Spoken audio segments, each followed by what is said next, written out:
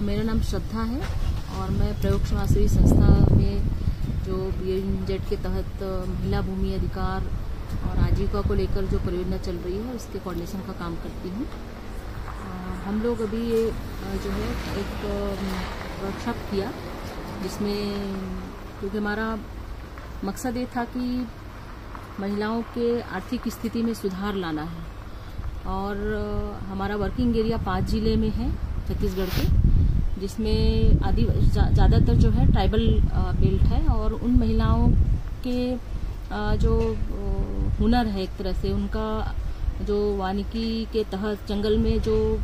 उत्पादन होता है उसका उपयोग करना, उसको लाना और उसके तहत उनकी आजीविका चलती है और अधिकतर महिलाएं जो खेती का काम करती हैं। तो ये दोनों को हम देखते हुए ध्यान में रखते हुए वानिकी और कृषि से उत्पादित जो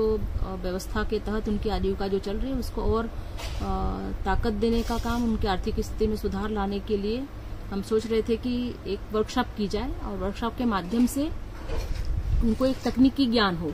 कि वो जो उत्पादन करती हैं उसमें कुछ फायदा हो जाए ताकि उनके आर्थिक स्थिति में सुधार हो। तो उसके तकनीकी ज्ञान के लिए उसके थोड़े उसको विश्लेषण करके उन लोग किस तरह से अपने आय को, आमदनी को बढ़ा सकते हैं, एक बाजार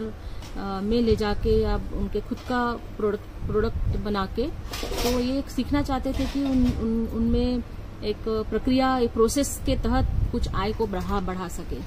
तो मुख्य मकसद ये था कि हम उनके संसाधनों को बाजार के साथ कैसे जोड़ सके, उनके संसाधनों से आय, आमदनी कैसे बढ़ा सके। तो वो बीच का जो तकनीकी ज्ञान है उसको हम बढ़ाने के लिए मुख्य रूप से वर्कशॉप को किया। 3 दिवसीय वर्कशॉप बहुत अच्छा था क्योंकि जो प्रशिक्षक थे वो उन्होंने पहले उन क्षेत्रों में जो प्रतिभागी थे उनका फील्ड विजिट किया और उनके जो रिसोर्सेस थे वो क्या क्या हैं वो गांव स्तर पर उन्होंने लोगों से बातचीत करके निर्धारित किया। और बहुत अच्छा लगा कि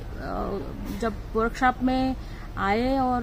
उन्होंने पूछा कि आपकी अपेक्षा का आय क्या है, तो महिलाओं ने बहुत सारी बातें उनसे अपनी अपेक्षाएं बताई, जिसमें मुख्य रूप से वो कह रहे थे कि हम हमारी आमदनी को हम कैसे बढ़ाएंगे, हम जो जानते हैं उस हुनर को कैसे आगे बढ़ा सकते हैं। तो एक तरह से हम देख पा रहे थे कि सिमिलर था दोनों का उम्मीदें।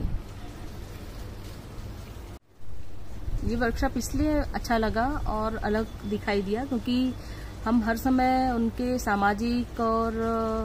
राजनीतिक विश्लेषण तो जरूर करते हैं, पर आर्थिक विश्लेषण के संदर्भ को लेकर बहुत कम बातें हो पाती हैं। और हमारा मकसद था कि हमारे आय के स्रोत को बढ़ाना है, इसलिए वो जो तकनीक बता रहे थे जिसमें महिलाओं के खुद का हुनर था, संसाधनों को, वन संसाधन के बारे में उनकी जानकारी को पुख्ता करना, खेती के बारे में उनकी जानकारी को और कैसे डेवलप कर सकते हैं और उसके रोजगार धंधे कैसे शुरू कर सकते हैं, वो एक अलग तकनीकी के तौर पे ले जाने की प्रक्रिया में जो बातचीत हुई तो बहुत अलग लगा कि सचमुच ये महिलाएं अपने आधार पर इस आजीविका को चला सकती हैं। इसमें बहुत विश्लेषणात्मक तरीके से इन बातों को विशेष ध्यान रखा गया पूरे ट्रेनिंग में कि उनके कौशल क्या है, उनकी तकनीकी ज्ञान क्या है स्थानीय लेवल पे और उनके संसाधन क्या है, पैसा और बाजार को भी बहुत अच्छी तरीके से व्याख्या करके और ग्रुप में अलग अलग छोटे छोटे ग्रुप में भी चर्चा करके, बातचीत करके उनको अध्ययन करवाया गया, चर्चा की गई और प्रैक्टिकल भी किया गया। एक तरह से वहां पर उनको जो भी उत्पादन, कोई भी एक उत्पादन के लिए उदाहरण लेते थे और उसके पूरे विश्लेषण करके तय करते थे कि लागत अगर लग रही है तो कितना उसका फायदा होगा, नुकसान होगा, वो पूरे एक चार्ट के बतौर पूरे टीम का भागीदारी के आधार पर जो है विश्लेषण करते थे और एक चार्ट बनाया गया था जिसमें आय व्यय सारा चीज दिख रहा था हमारी लागत के आधार पर। एक बहुत अच्छा उन्होंने उदाहरण के तौर पे और एक सजेशन के तौर पे प्रदीप जी ने बताया कि हमको बहुत छोटे से काम को शुरुआत करनी है, लोन लेके नहीं बल्कि अपने खुद के कैपिटल के आधार पर ही बिजनेस शुरू करना है, उत्पादक को शुरू करना है। तो एक सलाह बहुत अच्छा लगा उनका। और पूरे इस प्रोग्राम का मेन मुख्य ध्येय ये था कि शोषण, जो बाजारीकरण जो गांव-गांव में हावी हो रहा है, उस शोषण से बचने के लिए खुद उत्पादन समुदाय अगर करेगी तो बहुत तरह से सामाजिक स्तर पे सुधार तो होगा ही होगा, पर बाजारवाद को खत्म कर सकते हैं और खुद के आत्मनिर्भर को महिलाएं जो है केंद्रित कर सकती हैं, क्योंकि खुद उत्पादन करेगी तो उसका उपयोग भी खुद करेंगी वो। तो बाजार से हम कितना कम जो है हो सकते हैं, दूरी हो सकता है, और हम खुद उस उत्पादन को गांव-गांव में महिलाएं कर सकती हैं जिसका वो खुद बाजार से लाती हैं। तो वो एक विकल्प जो है इस पूरे वर्कशॉप से निकला कि अपनी आमदनी अगर बढ़ानी है और अपने आय का स्रोत अगर बढ़ानी है तो हमारी जो कला है, हमारी जो कौशल है, हमारी जो हुनर है, उसको खुद को स्थापित करना है और उत्पादन के तौर पे बाजार को खत्म करके खुद अपने गांव में अपने स्तर पर बाजार को लागू करना है। तो अंत में ये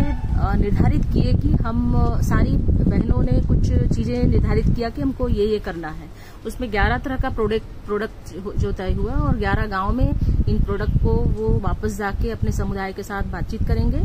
और सारे समूह की सहमति होने के बाद फिर वो अपने कैपिटल से जो है इस प्रोग्राम की शुरुआत करेंगे और 11 प्रोडक्ट को शुरू करने के बाद वो तय कर पाएंगे कि वो उसको ठीक तरीके से कर पा रही है, नहीं कर पा रही है, और उससे उनका जो लाभ होगा